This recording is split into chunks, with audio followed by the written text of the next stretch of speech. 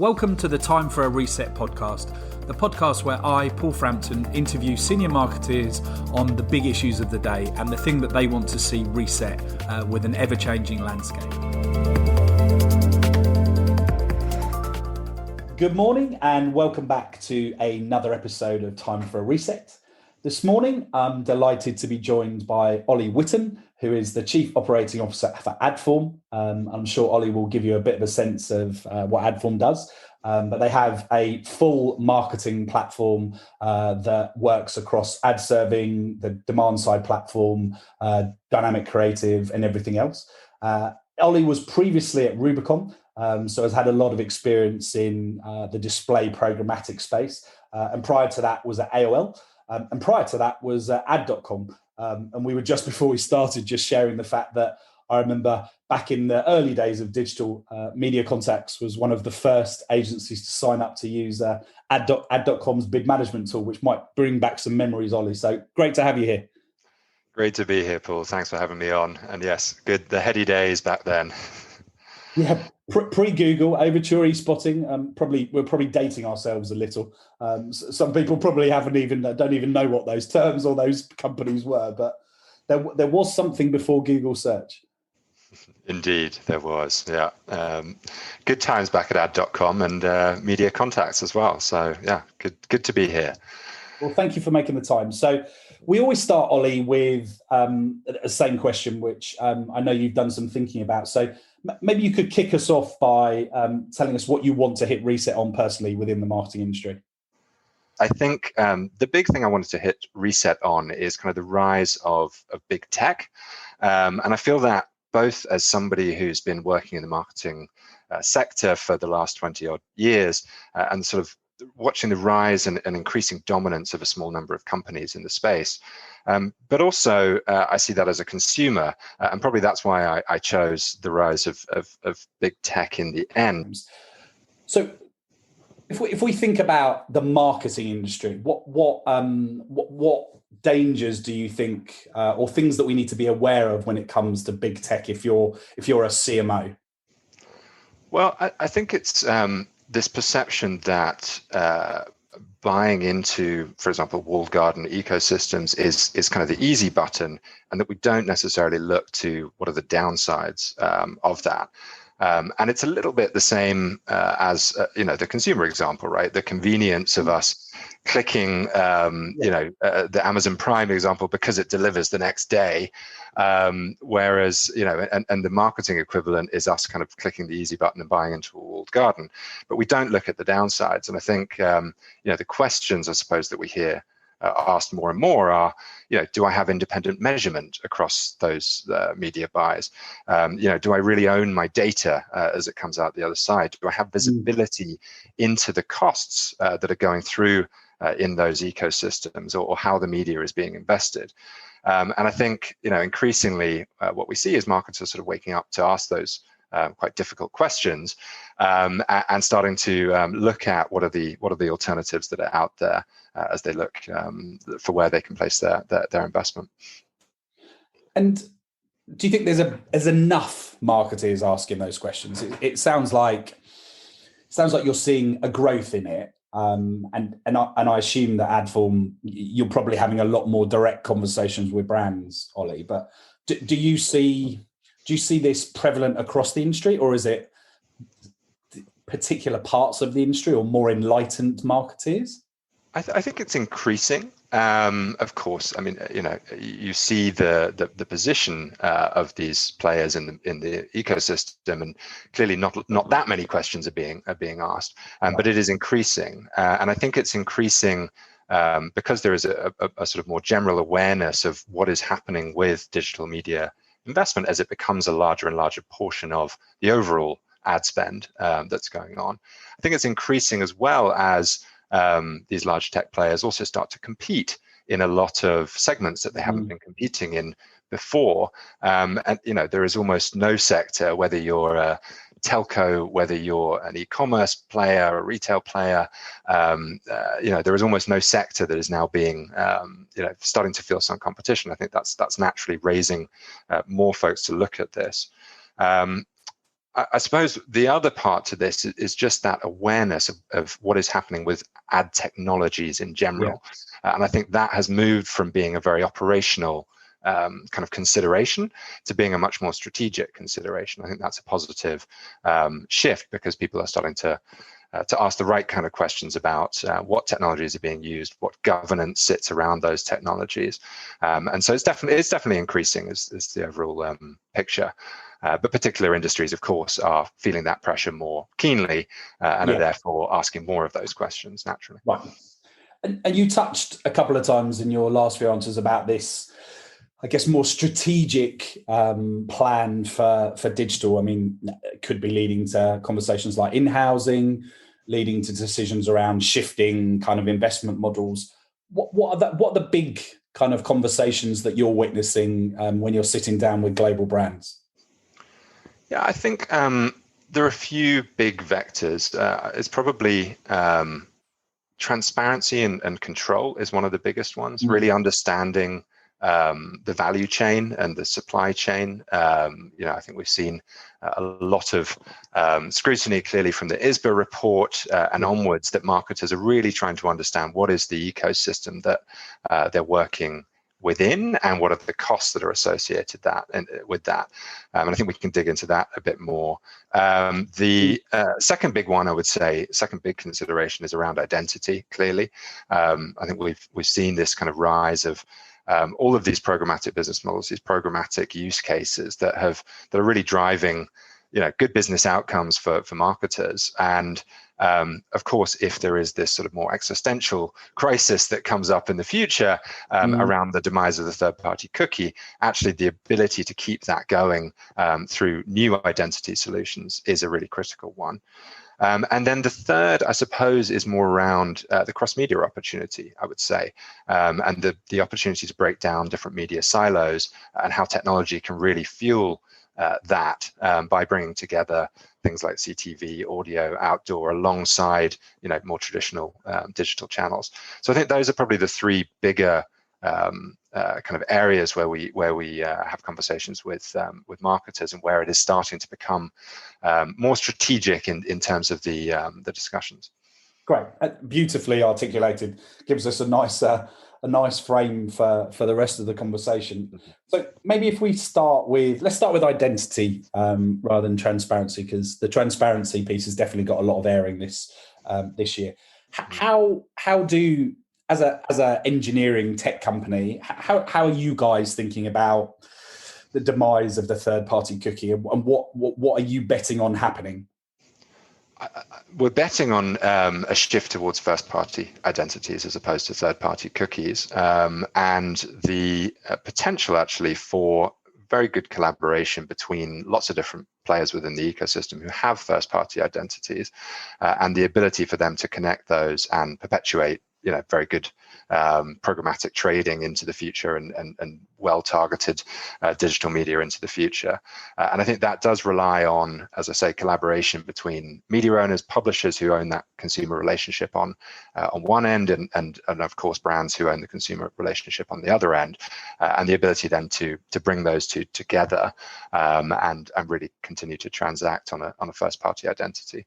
And we see very, very good momentum around that already now, with large publishers starting to bring IDs across, with trading already happening on a first-party basis through our platform between marketers and media owners. So we very much think that that's the future direction for the identity challenge. Yeah.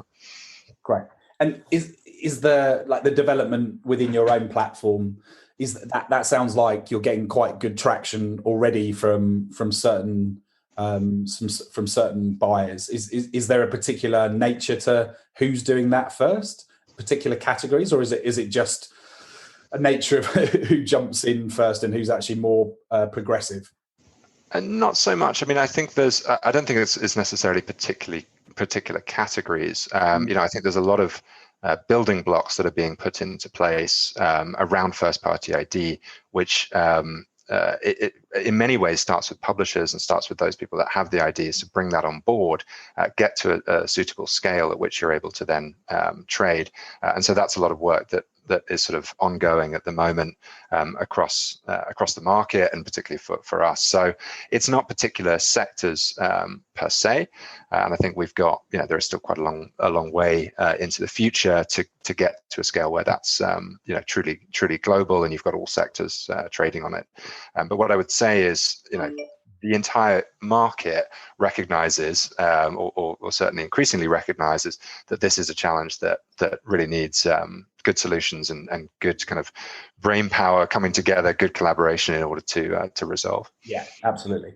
And it feels like there's obviously many solutions that are being looked at right now, because it's still fairly early days, and it sounds like some of the decisions may even be deferred to a later date, possibly. But how do you think this is going to play out for publishers? Will they have to kind of make a decision to partner with one particular identity player, and then that ends up almost becoming a mini walled garden in its own right, whether they partner with a live ramp, or a trading desk that's got its own identity, or a body like the IAB that's created? I mean, it feels like there's not necessarily going to be one ring that rules them all. So how do you think that's going to affect the silos that we have in the industry right now? No, I don't think there's going to be one ring to rule them all. In fact, if we see anything, it's actually there's going to be a huge proliferation of IDs, be those publisher IDs, tech IDs, marketers IDs, consortium IDs, as you say, some industry body IDs, and so forth. And actually, if anything, we see many more IDs that we have today. And the magic, in a way, is bringing those together and making sense of them, and allowing the right business models to perpetuate, but in a very privacy safe way. So no, I don't necessarily see that it will be one approach, and obviously you have different approaches that will be quite unique to certain markets, more consortium-led or less consortium-led, or more tech provider-led, and so forth. I think the critical part is that the approaches that are taken are, privacy safe. They allow the business models to continue. They allow the right sorts of targeting in a privacy safe way. That's the most critical part. But I don't think it's going to be a sort of one ring to rule them all approach. I think there's going to be several approaches for quite some time. Right. Okay. And if you were sitting in front of the board of a big advertiser, what would you be telling them to do right now? It sounds like first party data and doubling down on that is definitely one of the recommendations. But what else would you advise them? Because I think there's lots of questions being asked, and probably lots of different advice being given by various people. And I see a variety of marketers a little bit bombarded and confused by not necessarily different arguments, but different solutions, and therefore finding it almost quite complex to navigate. I think it is. That's an understandable position for them. I think you're right. Doubling down on first-party data, they've got very strong assets that are able to be brought to bear. It's also about having discussions with technology partners to understand what their approach is. I think one of the key potential risks in a shift towards first-party ID is actually that one of the approaches that's been taken in market, which is a sort of best of breed sort of point solution approach, becomes exponentially trickier because you're then not only stitching together the technology solutions, making sure that they can speak to each other properly from a workflow perspective or from a reporting perspective, but then you need IDs to perpetuate through that sort of mesh of systems in a way that is smart and actually works. So I think I would certainly recommend to marketers to have those discussions with the technology partners that they're working with to make sure that they have effectively a future-proofed setup. And I think that's where we certainly see that a bit more consolidation of tool set makes sense because it is hard when you're working with several technology partners to try to stitch things together already in terms of transparency, which, as you say, we've talked, has been talked about, but it will become increasingly tricky around identity. And so I think I encourage marketers to really have those discussions with technology partners so they can understand what their approach is. Great. And I think it's fair to say from the conversation we've just had for the last 5-10 minutes that digital marketing, or marketing in a digital world, as it probably is better called, is actually getting more complicated rather than simpler. So what do you think that means for the service layer, like the role that partners that are in the service area, or what maybe in the past were called agencies, maybe some still are? What impact do you think this has on that area, and what are you seeing happen in terms of new types of service propositions come to market? What we've seen for some time, is, of course, brands taking a much more active role in understanding the technologies that they're working with. And I think there was a period of time where that seemed to be pointing towards much more in-housing in a formal sense.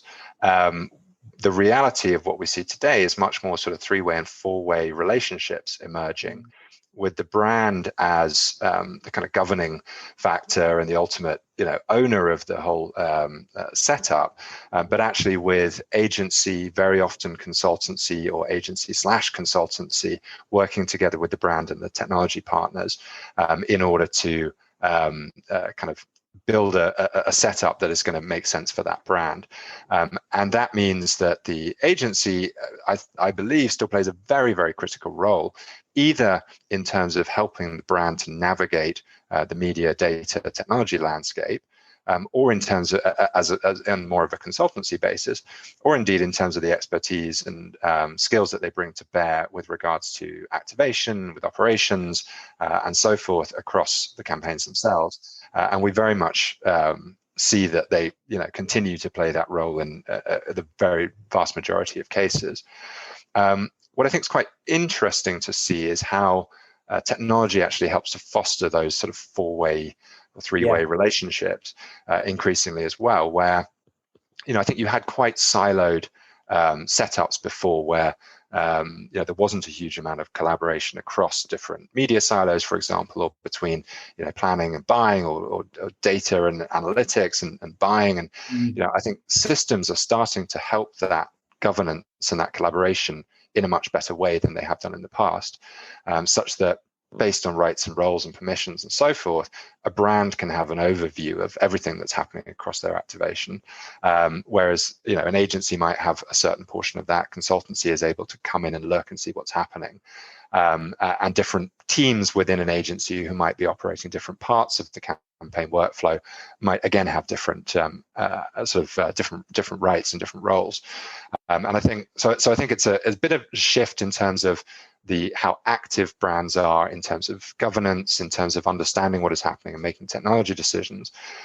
Agency is still playing a really vital role as both consultant and for the service layer, as you say. But then technology really needs to facilitate all of that in a much better way than it has done in the past. Great. I mean, that was really, really valuable insight, Oli. Thank you. I actually, from the CVE perspective, we've seen very similar things in terms of 3-4 way. Often there'll be existing agencies and we're brought in to consult on the kind of tech and resources and kind of strategy side, because it's so complex, as you say, to crack the supply chain, the price discovery on the advertiser side. And then on top of that, to actually make decisions around identity and the right types of connections. And then some marketers are quite happy to connect consultancy with activation. Some want it separated. So I think you're seeing a lot of mixed models and new models come to market, which I think is a good thing, because I think many were concerned that what was happening with cookies would mean that actually digital marketing would suffer, and therefore publishers would suffer and agencies would suffer. But I think it feels like maybe a year into this, or nearly a year into these conversations, the likely outcome is actually it's just forcing everyone to be more agile and adapt their business models, whether you're sell side or buy side. And as you say, looking to where technology can automate or kind of bring efficiencies in workflow and connectivity to actually activate, as much as take a thought leadership position. Because I think maybe the agencies of the past, and I think this was definitely when I was first in agencies, technology was just seen in the agency world as the activation piece. It was just that, yeah, that's what we use to do the buying. It wasn't necessarily looked to for generating the insights, automating the workflow. And now that's putting a much bigger emphasis on how agencies need to operate and the type of people they need inside them that, to your point, can consult on tech and data and identity, as well as be great at buying media and understanding audiences. So it's a fascinating kind of changing landscape, and I think some are adapting quicker than others, and some are maybe finding it a little bit more difficult. But it's all to play for, isn't it? Yeah, definitely. And I think that point you make about media data, data access actually is a really interesting one, where we see agencies innovating and sort of shifting their models as well, either in terms of buying data assets and starting to start to bridge really the sort of traditional marketing data together with advertising data, and really start to bring that to bear for their clients, which they can do at scale.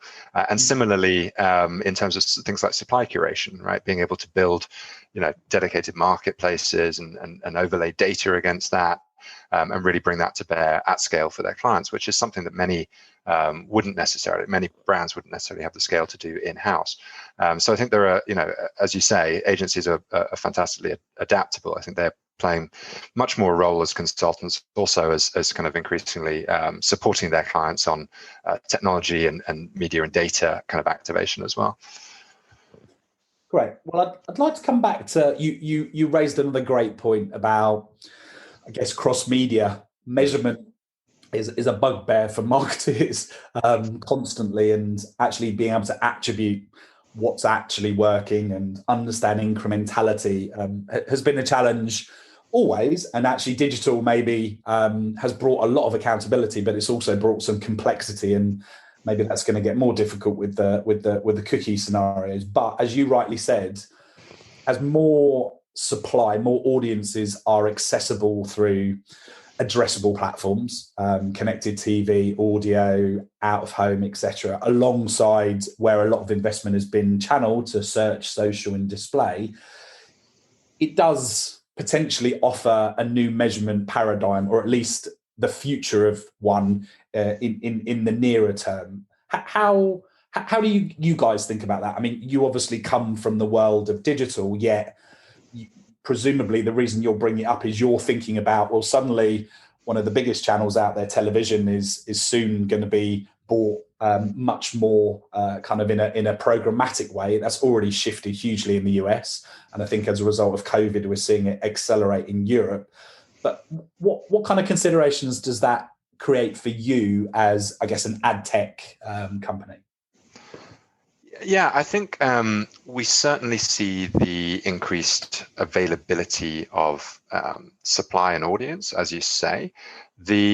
I think it is quite different dynamics, frankly, in terms of which media channels between the US and Europe, where there is still far more, for example, CTV supply in Europe that is kind of locked up or not kind of available in the same ways that you see it in the States. And that means that that market it's growing faster as a result of COVID and consumer shifts and so forth, but it's still not not at the scale that you might see in the States, and a bit more fragmented. Whereas other segments, audio, out of home, for example, are growing very, very quickly.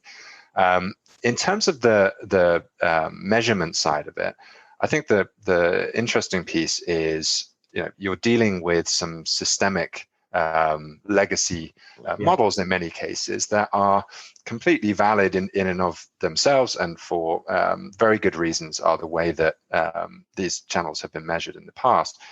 The truth is that as those become more digital, and I use that very broadly, digital, as they become more digital, there needs to be an alignment then of what is the right measurement, and does that measurement towards a sort of more traditional digital measurement techniques, or is it trying to bridge something between the traditional offline measurement and the digital measurement? And I think that is still being played out, and right now, it is much more of a hybrid sort of model, where it's really trying to look at sort of ratings basis, for example, for TV, and what is the uplift from digital channels into that. Whereas, I would propose in the future that most of it becomes digital, and therefore probably those digital measurements become prevalent over time. And I think that's what we are likely to see in the future. Right. But when I guess part of the complexity is, well, we've obviously today got third-party cookies, then we've got different mobile IDs, CTVs, IP. There's lots of different kind of techniques. I guess that makes it complicated to join it up even in the digital space, doesn't it? Yes, but I think that's where first-party ID can play a better role than third-party cookies. And actually, if you think of that shift from the third-party cookie to the first-party ID, actually, whether it's app IDs, whether it's CTV IDs, whether it's frankly IDs that come from billboards, you do start to get if you have the system to connect those IDs together, you do start to have something that is that perpetuates much better than the third-party cookie and is better at connecting across channels as well. And I think that's where first-party identity actually can become a better currency in many ways than the third-party cookie has been, because it perpetuates longer and across more channels. Yeah, I get it. That makes sense. And coming back as we move to a close, Ali, coming back to where you started in terms of big tech and walled gardens. I mean, you guys obviously have an independent solution that does a lot of the things you're talking about, allows you to knit these kind of different complexities together and streamline the workflows. Do you feel like we're on the verge of a rise of independent tech companies against the big tech guys? I mean, I saw that Shopify did something like 3 billion over the last weekend, Black Friday weekend. So I mean, the CEO tweeted that the rebels are advancing or something in quite a comical way. I mean, I'm sure that's dwarfed by Amazon, right? But in our space, in the marketing space, like how much of a shift do you expect to see towards independent technology where you're not necessarily relying on a big player that gives you the analytics and technology to buy, also acts in the sales space and maybe in the measurement space as well? Yeah, I think the market is waking up to the value of independence overall, and I think that is for all of the reasons that we talked about, right? Ownership of data, independent verification and measurement, ensuring that you have the control as a marketer over where your media spend goes. And I do think that has become more and more critical, as it has because of the rise of big tech in general, on the consumer side as well, as you point out, that means more and more competition. I think we are going to see, and we've sort of termed this the sort of rise of brand gardens, which is more, it's a sort of continuation of that, brands taking control and creating their own environments from companies that have shared values with them and shared sort of business goals. And that can be media, it can be brands wanting to support independent journalism and strong editorial content and so forth. It can be the data that they use, it can be the agencies and consultancies that they use, and it can be the tech partners that they use. But actually taking more control in general of the ecosystem in which they're running their media investment. And I think that is continuing, it's rising, and I think it will accelerate over the coming period as well. And if as we come out of this kind of COVID period, and that was a little why I, without sounding like a kind of Luddite towards technology, because I work in, I work in software, and I'm a massive proponent of technology to help with, business outcomes, and that's what we do every single day. But I think as we come out of COVID, it's more critical to make those deliberate choices, to take control of what's happening, and I think that's what we'll see more of. Great. Well, I think you pretty much answered one of my final questions, which was going to be, what can marketers do to get ahead of this? I think you've given a great answer for that. So maybe my final question then, Oli, will be, for you personally and for Adform, the organisation that you represent, what do you feel that you guys need to do more of in order to support the industry and marketeers as it changes in the way that you've explained? Absolutely. So I think the key things that we need to do is bring together our customers and bring together the industry around these critical areas. And the critical areas that we see are the ones that I outlined, right? It's identity. How do we bring our partners, our publishers, media owners, advertisers, agencies together with other technology providers that we work closely with in order to move forwards solutions that are going to really help everyone thrive in the future. And that means taking a position. It means taking a sort of thought leadership position, and then helping others to understand what that is and how we can go along for the journey on it. I think it's also about other critical areas, and I know we didn't talk a lot about transparency, but I think we have taken some very large strides towards really setting a standard and a bit of a bar out there in the market as to what marketers should ask of technology platforms when it comes to transparency. And then it is about, again, collaboration cross industry in critical areas such as cross media that we've talked about as well, to say, okay, as you bring together more and more channels within technology systems that are able to trade across those channels, what is the right kind of measurement, and working across media in order to do that. So, we see that as, what do we say externally? What are we talking about in the market? And those are some key pillars. But then it's also about how do we bring our clients together and our partners together to kind of move these things forward in a fast way. So that's what we do, and what we'll continue to do, I think.